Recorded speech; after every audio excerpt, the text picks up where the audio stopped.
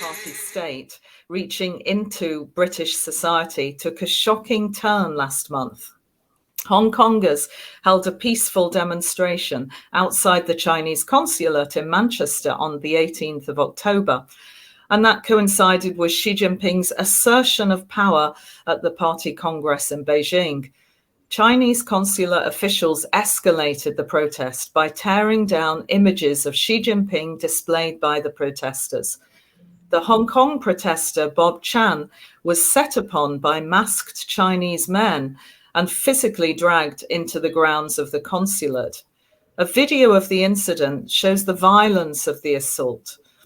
Bob Chan was beaten and kicked. One photo shows a Chinese official tugging his head back, while another appears to be trying to gouge at his eyes. The official pulling his hair was publicly identified, remarkably, as the Chinese Consul General Zhong Xiyuan. After initial denials were disproved by the video clip, Zhong told Chinese state media that he was merely doing his duty. Greater Manchester Police have launched an investigation into the assault. And here's MP Ian Duncan Smith speaking in Parliament. This is the Consul General, let alone the others that were there. So I, like many others, members of IPAC and others within this House, have worked together on helping Hong Kong refugees, and I credit the government in the work that they have done to get them over here on the B&Os. But I now urge the government to be much, much clearer than just using diplomatic language. I urge the government to make it clear in the light of this new evidence that it's not just unacceptable that any consular individual should have taken part in anything like this, but that any consular individual who is proved to have been one of the perpetrators of this outrageous and violent attack on Mr. Chen will be made persona non grata immediately and sent back to China.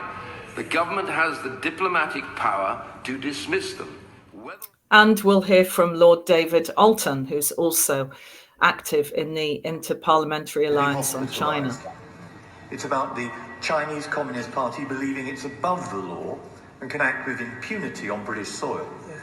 It is about the importation of CCP brutality, which has so disfigured the lives of the peoples of Hong Kong, Xinjiang, Tibet, Taiwan, and Chinese citizens who have dared to question the tyranny of the one-party state. And it's also about the contagious spread of CCP cadres, whether intimidating students on our campuses, subverting institutions, or even, as our intelligence agency has pointed out, CCP spies working within the precincts of our Parliament. My Lords, the key question for the Minister tonight is, once this investigation, and we all welcome the work that is being done by the Greater Manchester Police Force, once that has been completed, will Consul General Zhen Xiyuan, Consul Gao Lianjia, Councillor Chen Wai, and Deputy Consul General Fan Yingji, who were all directly in attacking peaceful protesters in Manchester, if the investigation shows that, will the government ensure that they will be treated as persona non grata forthwith and told to pack their bags? To do anything less, my lords, would devalue the currency of our belief in free speech and the right to protection while peacefully expressing dissent. The British government response so far has been lukewarm. They are waiting for the inquiry to conclude. Lord Alton referred there to the Chinese consular officials being above the law, acting with impunity, the importation of CCP brutality. And those are the areas that we're going to discuss today with our guest, Laura Harth. Welcome, Laura. Now, Laura is working for Safeguard Defenders, who have just produced an excellent report on China's transnational policing. Laura is campaign director at Safeguard Defenders, and it's a human rights NGO that undertakes and supports local activities for the protection of human rights, the promotion of the rule of law, and enhancement of local civil society. Focused on the PRC, it also leads efforts to counter growing transnational repression by the CCP around the world through both direct actions and extensive global advocacy efforts at all policy levels. And Laura also coordinates the global Magnitsky campaign of the Interparliamentary Alliance on China and acts as advisor to Hong Kong Watch. Previously a contributor to the Hong Kong-based Apple Daily's English edition, Laura regularly writes in Italian outlets and has co-authored a synopsis report to expose and counter Chinese Communist Party malign influence operations in Italy. Thank you, Kate, for the introduction. Laura, if I may start the conversation with this question. What do you think should be the response to the attack on Bob, and what should the British government do in this case? Thank you, Rabin, and thank you, Kate. Thank you so much for having me and talking about this issue of growing CCP transnational repression around the world. Before responding to your question, allow me to recall for a second Jimmy Lai, because it's his birthday today as we are recording this. Obviously, he's in prison, the former owner and editor of Hong Kong's Apple Daily. And so I think it is a good moment in time to remind viewers and listeners of him, of his faith, and there's so many others that are languishing in Hong Kong jails just for trying to express, to enjoy their freedom of expression, of protest, for upholding human rights and the rule of law. So I just wanted to start with that. They are the heroes in this story. And I think what happened in Manchester, from the videos we just saw and the clips, just highlights how much what they stood up for, what they tried to defend, what they tried to halt from happening in Hong Kong, unfortunately, is rapidly spreading across the world, because the Chinese Communist Party regime is just not stopping at its own borders, or what it considers its own borders, but is trying to export this transnational repression, this cracking down on dissent, these attempts to silence people, to instill fear in people everywhere they may be. And I think the Manchester incident obviously highlights that in a very frightening and striking way. It shows the brutal disdain of Chinese officials. Let's remember, these are consulate officials. The consul general was involved and publicly stated on British television, inviting the British television to come and interview him, and publicly stating without any shame that he thinks it is his duty to brutally and violently harass Hong Kong protesters, or any protesters for that matter. So it just shows their disdain for the rule of law, for the laws of other countries, for the territorial sovereignty of other countries, for human rights. And he did all this, in front of cameras, in front of British police officers present. And it is a shocking development, although not surprising, because I think a lot of activists, dissidents, people that managed to flee that atrocious regimes and their crimes against humanity, they've been dealing with this for a long time. So in an unfortunate way, and I'm very sorry for Bob that he had to go through this, but in an unfortunate way, I think it also is useful in highlighting how what these activists have been saying for so long, it's not some invention. This is very real. And so it helps maybe to have authorities in democratic nations understand how the PRC is no longer just a foreign policy issue. And it took them long enough to recognize that the PRC is a foreign policy issue, is a threat to the international rules-based order, but it is also a full-blown domestic threat in each of our countries, for people like us having this conversation, but especially for those people that managed to flee the regime. So I think we always have to, when it comes to responses, we also always have to remember that we are countries that believe in the rule of law. So there are procedures to be followed. I think it makes sense under those procedures that, authorities await the full investigation. Obviously, the video evidence is there. It is very difficult to deny it. There's the public admission of the Consul General himself. But I do hope that, the calls raised by various members of parliament, such as Sir Ian Lincoln-Smith and Lord David Alton, will be followed once that investigation is completed, and that these persons will be declared persona non grata and sent back to China. We've also yesterday seen from ABC that one of the persons involved, the diplomatic officials involved, had already been suspected of being involved in similar episodes, an attack at a Taiwanese event in Fiji a couple of years back. So this is clearly, let's say, the way they like to operate, and they think they can operate with impunity in our countries. So it's time to stop that, and it's just one iteration of the same kind of transnational repression that we obviously talked about in our report 110 overseas, China's transnational policing gone wild, and I think we can go into the findings of that report as we move forward in this conversation. Thank you, Laura. And I wonder if you could talk about a new development that we've just heard about from the European Court of Human Rights, which is a terrific testimony to the strength of the work and as you say, the dawning acknowledgement that CCP operations present a threat well beyond PRC borders. Mm-hmm. Yes, so the news from the European Court of Human Rights is something that we have long awaited, that I'm not a religious person, but I can say we have prayed for, that this would happen.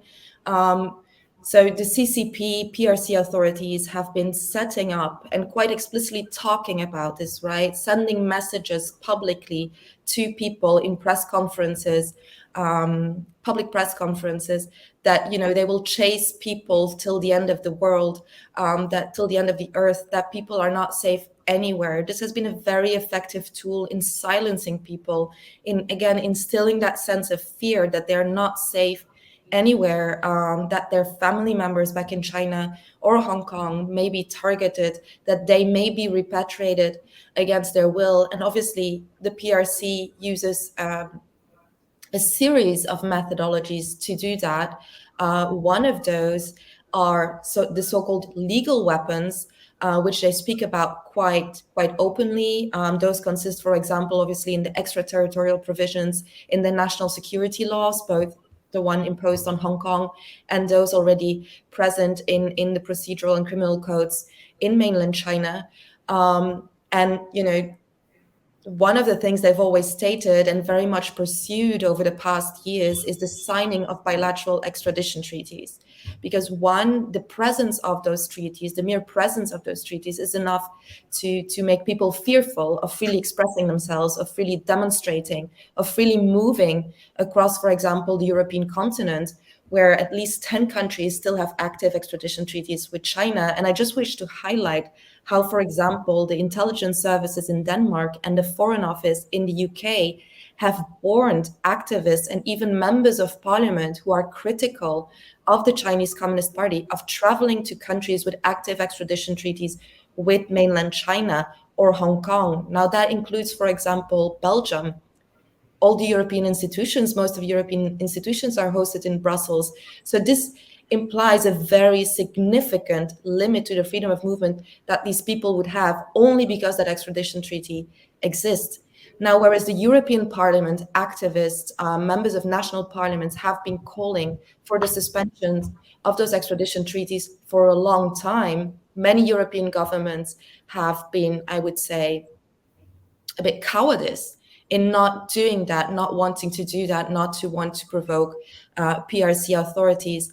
Now, the European Court of Human Rights has just established in a sentence that will go into effect on January 6th, that basically all extraditions to China would represent a violation of Article 3 of the European Convention of Human Rights. That article prohibits extraditing people to countries where they may be at risk of torture or other forms of inhumane treatment. And what the court does is basically instituting a blanket ban for anyone risking extradition to China, because it says that the general condition and the overall use of torture and other forms of maltreatment within its detention and penitentiary system is so generalized that this represents a general situation of violence. So that is, I think, the best rebuttal to the PRC and the CCP propaganda that we've continuously seen over the past years, where it tries to say that the signing of extradition treaties with all these countries, including European ones, shows the confidence of the international community in the PRC's rule of law. And this sentence really is a denial of that propaganda and is the best measure of protection that we could hope for people facing that particular threat from CCP authorities. Obviously, as we know, there's other threats and the illegal means, the extrajudicial means that the PRC is using to pursue people abroad. But I think thanks in part to our report, 110 Overseas, also that we are seeing is increasingly being dealt with and recognized by governments across the world. And obviously we'll keep working to make sure that that kind of protection becomes wider and wider for people everywhere. And I think that's consistent also with the pushback that we've seen following your report to the existence of these Chinese police stations in different European countries, because the UK government has introduced that it's looking at a new Security Act. The British government has said that it will step up work to counter the transnational repression.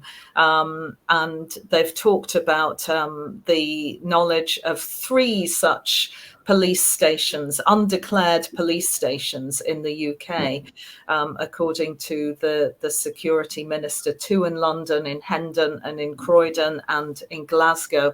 And the Netherlands too has made statements about this, saying the Dutch government is investigating police stations, Canada too, I think Chile as well.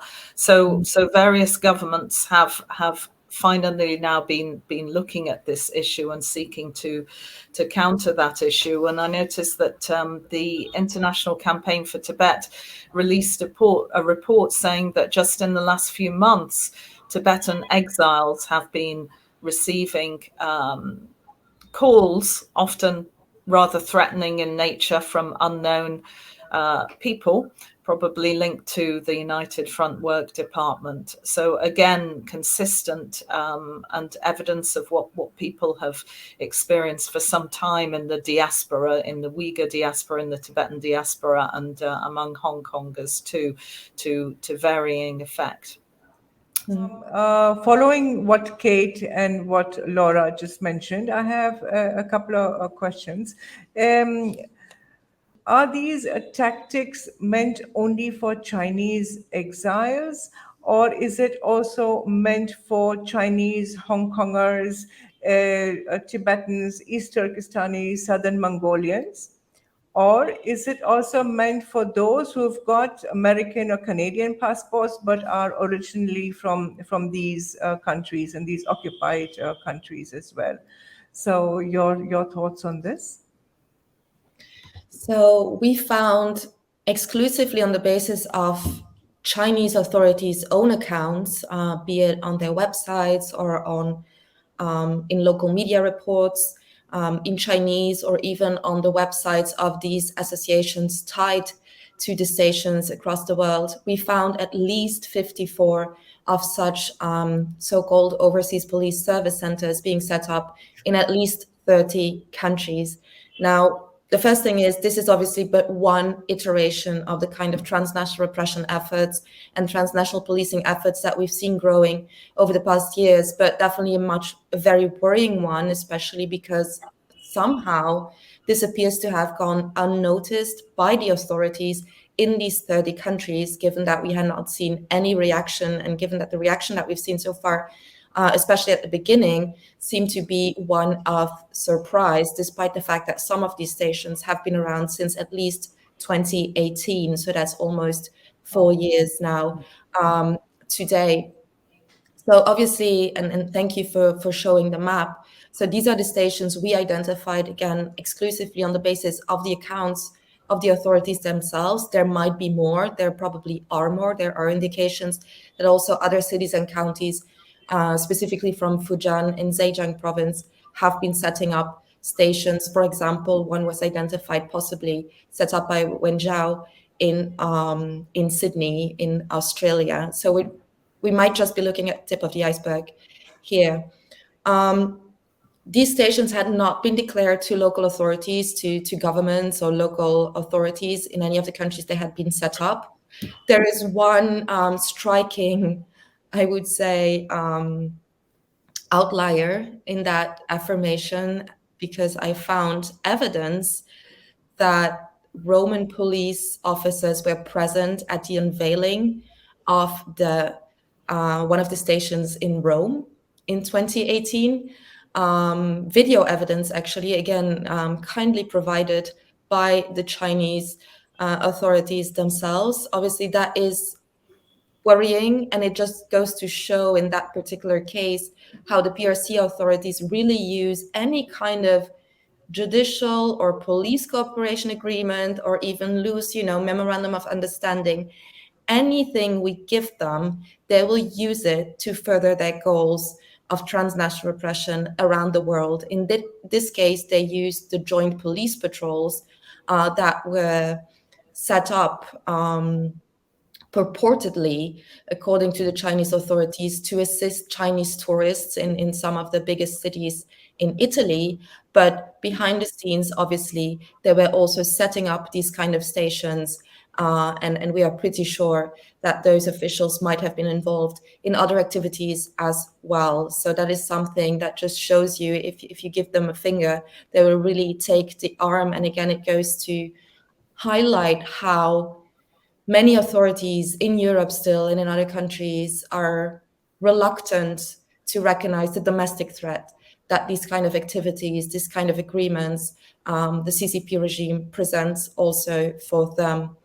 But again, if we want to look at some of the reactions that have come out since we published the report, and really we have also to thank, media, local media in all of these countries where we found stations that have been working on this and reporting on this, digging deeper into the local realities since we came out with our report, that have really helped put this on the map, as well as obviously members of parliament who have been very vocal about these issues. So we know investigations are ongoing in Canada, in Chile, in the Czech Republic, in Germany, in Ireland, in Portugal, Spain, Sweden, the Netherlands, United Kingdom, and the United States of America. So we are starting to see really a coordinated response, I would say, from these governments. Authorities in the Netherlands, Germany, and Ireland have also clearly stated that these stations are fully illegal. The Netherlands and Ireland have ordered them shut. So those are all, I would say, perfect and great initial responses. Obviously, what we do want those governments to do is to investigate further, because just shutting down the station is not going to end the kind of operations that they are involved in.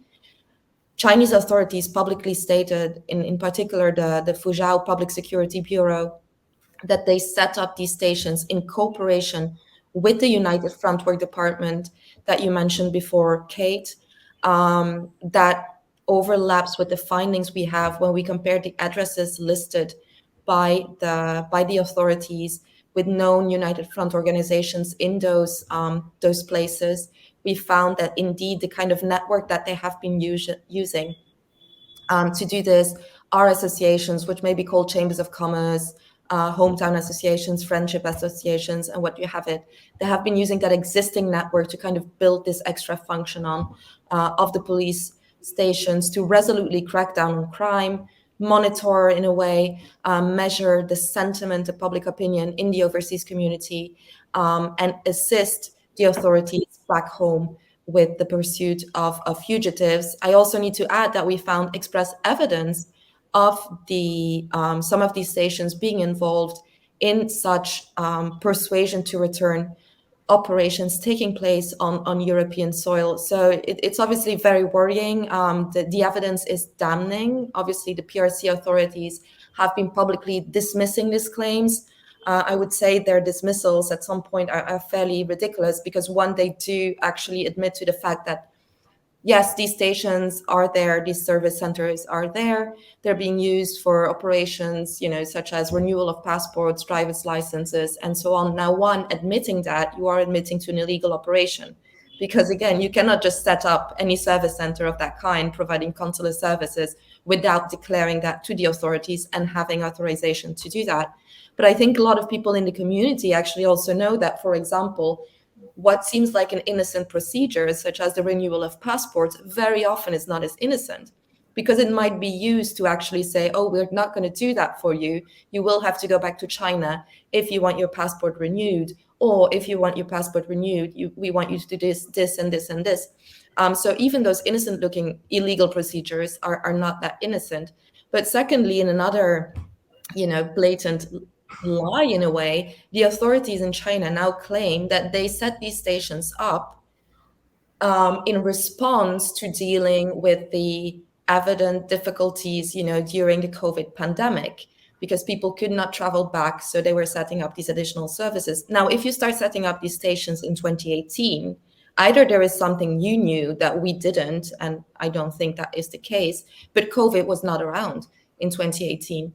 So it's clear, even in their dismissals of the report, that they are blatantly lying about what is really going on. And again, the evidence that we found, including video evidence of illegal coercion to return operations taking place, specifically, for example, in Madrid, Spain, that evidence is damning. They put that up. So it's very hard to dismiss that. And so we hope that governments will continue to investigate. We also hope that they will start setting up adequate reporting and protection mechanisms for the communities most at risk. Those communities include all overseas Chinese people, indeed holding different passports. Maybe, we've heard it again in the speech of Xi Jinping at the National Congress, how they consider anyone of Chinese descent. They still consider them as Chinese. They're somehow their property, no matter what nationality those people hold.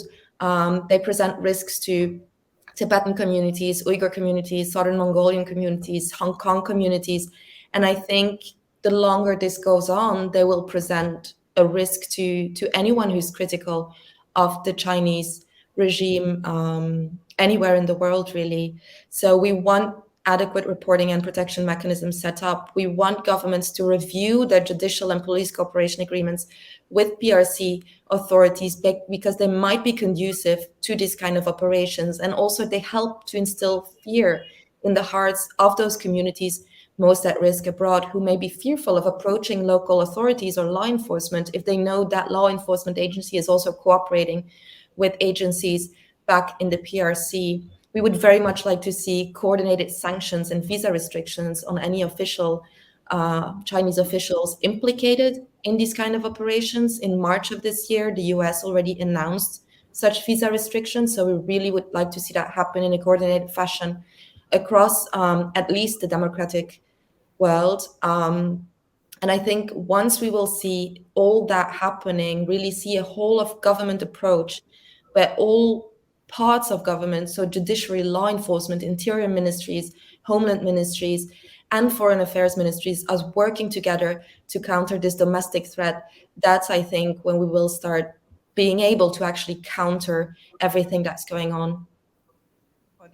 So they are actually, the United Front is actually targeting, let's say, overseas Chinese. But what passport do these Chinese have? Is it only a Chinese passport, or are they also targeting Chinese who've got American passports or European passports?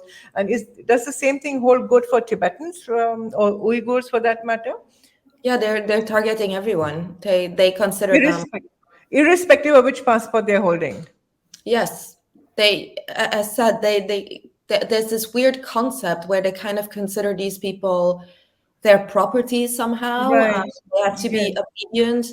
It's really part of this wider crackdown on dissent, on this, they're exporting this climate of political terror from inside China across the world, and it's daunting to see how they conceive this and how they think they somehow have the right, yes, or even the duty. I mean, as the Consul General in Manchester said, they consider it their duty to do this, to police these people, to repress these people, to control these people. Right. Yeah. But then doesn't it get into a legal tussle, because if a Chinese has taken an American passport, then he or she is legally an American citizen, no? So how doesn't the international law on that front get into the picture? I mean, it depends. I can rephrase it a bit, because one of the things we do want to avoid, like everyone who's a resident on any soil, right, regardless of the passport they hold, they are owed the same kind of protection. Oh, okay. So on the one hand, we have the Chinese government that thinks it can do whatever it wants, regardless of passports. I mean, they kidnap, they put foreigners in jail, they hold foreigners hostage, they kidnap people with foreign passports from foreign soil and bring them back to China. So obviously that is, I would say, aggravating in a way. That should put us all on a red alert for everyone anywhere in the world. But it would be wrong to say if someone, for example, is a refugee, think about all the Hong Kongers, even those that have, maybe no BNO passports, but somehow they're refugees, they got asylum in the UK or in other countries, asylum seekers from Xinjiang, so many others. We all owe them the exact same protection and enjoyment of rights and freedoms that we all have. So regardless of what the Chinese Communist Party thinks it can or cannot do, regardless of nationality. And I think one of the things maybe why governments have so long underestimated this, we see it with these large Chinese overseas communities. They kind of think they can set up the state within the state, right? So they think, and it's among their tasks, as said, for these overseas police service centers to kind of monitor the sentiment, right? To kind of police these communities. I think one of the reasons maybe that has been able to go on for so long is that I know it's a grave accusation, but sometimes it feels like there's some kind of subconscious racism within our establishment, if that makes sense, as if these people somehow, are to be treated differently from all other citizens, from all other residents. How, the Chinese Communist Party actually does have a right to somehow, exert its control over these communities. And obviously that needs to stop. And I think there's a growing awareness that needs to stop. But I would not make a distinction between, who holds which passport. Human rights are universal. It doesn't matter what the Chinese Communist Party wants to make of it, or how they want to redefine human rights, how they want to redefine the rule of law, how they want to redefine territorial sovereignty, where it counts only when, we're talking about China, but apparently not about any other country, because they just do what they want. So yeah, I would not make that distinction. The violation is there regardless of what passport people hold. So Laura, has your report also touched upon such facilities in India or any other country in the SAARC region? So we haven't found any evidence so far of these kind of overseas police service centers being set up in India. Now, we do wish to underline that this does not mean by no means that no transnational repression activities from the Chinese Communist Party are ongoing in India. The two provinces that we looked at specifically for this report, Zhejiang and Fuzhou, obviously appear to have been the most active in setting up these centers. But as said before, they relied on existing networks of United Front Work Department organizations around the world, specifically tied to their provinces, so overseas communities from Fuzhou and in Zhejiang in particular. But by no means, I think the fact that we did not find stations, does that mean that there is no such activity present? So we do want to put all authorities in all countries on high alert for these kind of activities taking place everywhere. What is also of note is that in the same report, 110 Overseas, we found a clear distinction between the kind of operations set up in Europe and other parts of the world further away, whereas to Southeast Asia in general, in particular countries such as Myanmar, Cambodia, and Thailand, we did find a station in Cambodia, by the way, how these provinces at a certain point kind of issued a blanket ban for Chinese nationals from those provinces to be present in those countries. So we call those the 9 forbidden countries in the report. Basically, if those people could not demonstrate and obtain an authorization from the local public security bureaus that they had a valid reason to be in those countries, they were somehow suspect automatically of being involved in some kind of crimes, and so persuaded to return as well. Now, which do you recall these kind of persuasion to return methods being used include threats and harassment to their family members back home or even the wider community. It includes possible prosecution of those family members instead of the person that is abroad. It includes taking away benefits, such as, social benefits or schooling for kids and so on. So those measures are kind of sweeping. That blanket ban is obviously very worrying because it just shows how entire communities are somehow being criminalized, seen as criminals, and at risk of these kind of tactics being used against them. And we do believe, you may remember that we started the report with the statements from the Chinese Ministry of Public Security, so national authorities, that they had successfully persuaded to return 230,000 individuals between April 2021 and July of this year alone, under this single campaign to combat telecom fraud. Those are huge numbers, and we do believe, we don't have an exact breakdown, but all evidence points to the fact that the majority of these people were coerced, forced to return from Southeast Asian countries. So there's definitely much more attention to be paid to those countries, also because in previous reports, and I do wish to highlight and invite people who are interested in this to go and look at our report Involuntary Returns, which we published in January of this year, and which kind of maps and explains the methodologies, the extrajudicial methodology used by the Chinese Communist Party to hunt people abroad. We often find that in many of those countries, there is also some kind of tacit complicity with the local authorities, which obviously put people there at additional risk. And I'm thinking in particular of Uyghurs, Tibetans, and other communities, persecuted communities within China. We have instances of kidnappings taking place, which, by the way, the body in charge of these transnational policing operations in China, the National Commission of Supervision, which is nothing but a state front for the Central Commission of Disciplinary Inspection, which is controlled by the CCP's Politburo,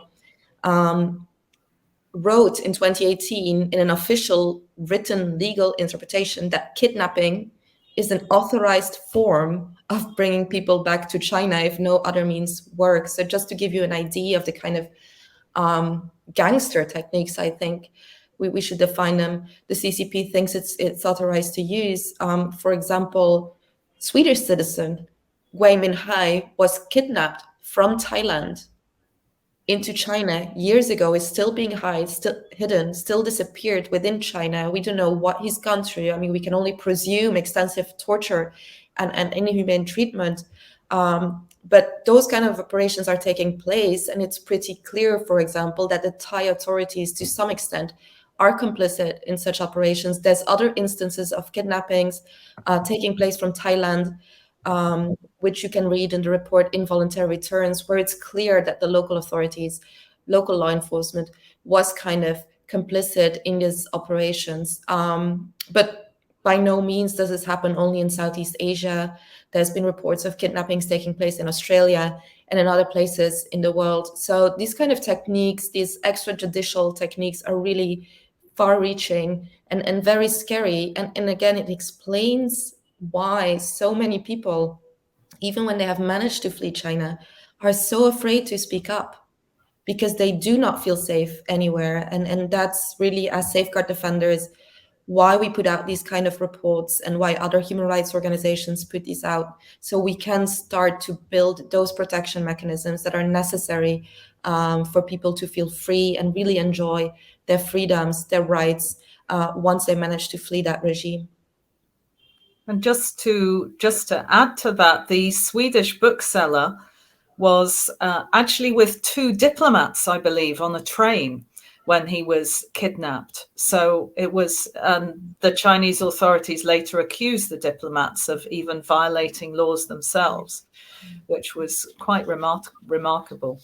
I just wanted to comment on the issue of China's transnational policing in India, to go back a full decade when China launched a major operation targeting Tibetans who were attending Dalai Lama teachings in Bodh Gaya, which is the place where the Buddha was enlightened. It's a sacred pilgrimage place. And for decades, thousands of Tibetans had been able to travel from Tibet, many of them legally on Chinese passports, to attend teachings of their religious leader. But in 2012, and this was under the leadership of the then party boss of the Tibet Autonomous Region, Chen Quanguo, who then went on to serve in Xinjiang as party secretary and preside over the brutality of the camps there in Xinjiang. They launched a massive operation scrutinizing and surveilling Tibetans who were attending the Dalai Lama teachings. And then when they attempted to travel back home, they were arrested. They were held in re-education centers. They were separated from family and friends. They were effectively disappeared, some of them for many months, we believe.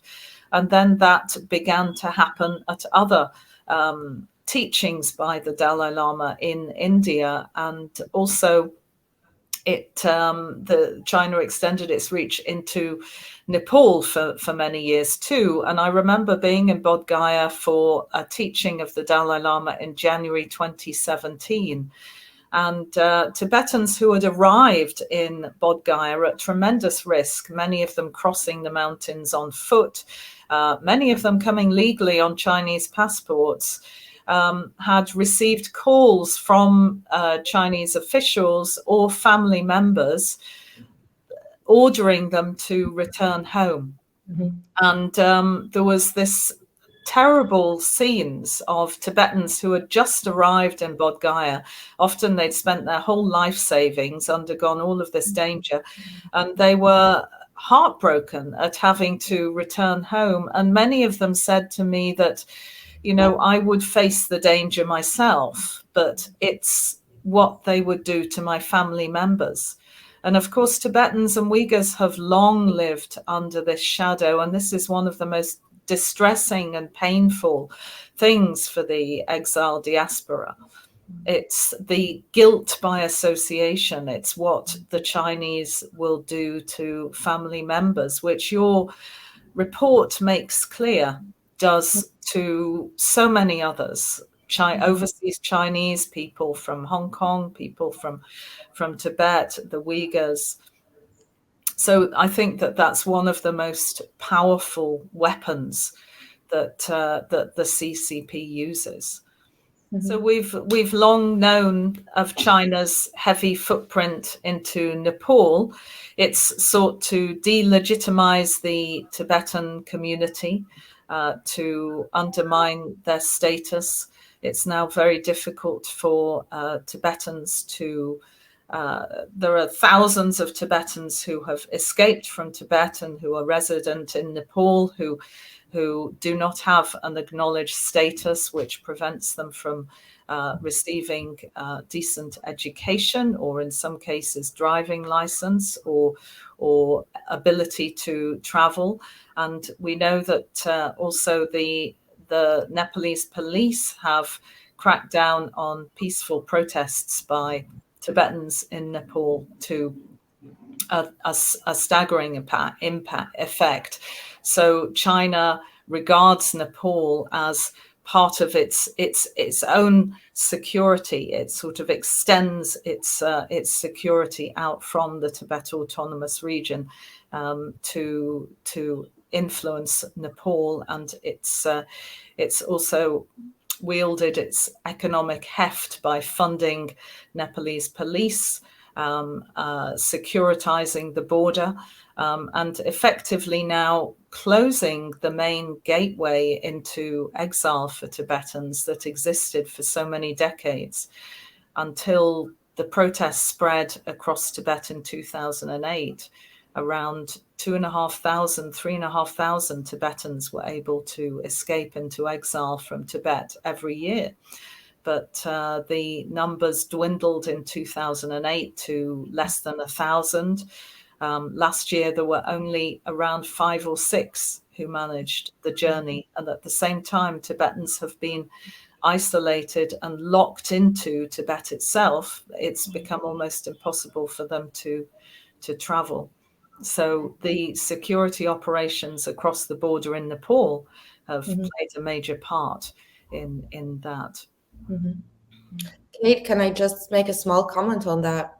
Can you imagine what would happen if you've seen how Xi Jinping is now pushing this global security initiative, right?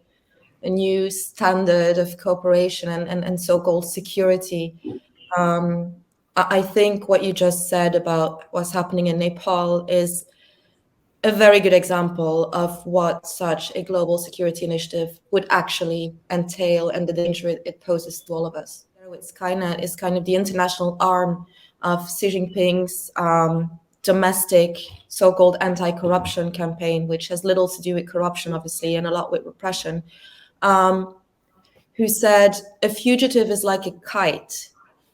By their family members, you're always able to retrieve them, to get them back. So it's not a literal quote because I don't have it in front of me, but I think that notion, really, that quote sums it up. And everything you say, Kate, sounds so familiar and is so incredibly sad, I think, for these people. And I think any human being around the world can kind of empathize, can understand that when they grab your family, that when they threaten your family, when they hurt your family, there is little we wouldn't do to try to save those family members from whatever is happening to them. And so I think a lot of people can understand what a powerful weapon this is to force people to return to China, even at very great personal risk. And the fact that they are using this, that they basically inscribe this in law as a method to be used, an extrajudicial method to be used, again, shows the disdain, one, for other countries' territorial sovereignty, for human rights, but I would say also the profound disdain for humanity, for any human basic values in and of itself. So thank you so much, Laura.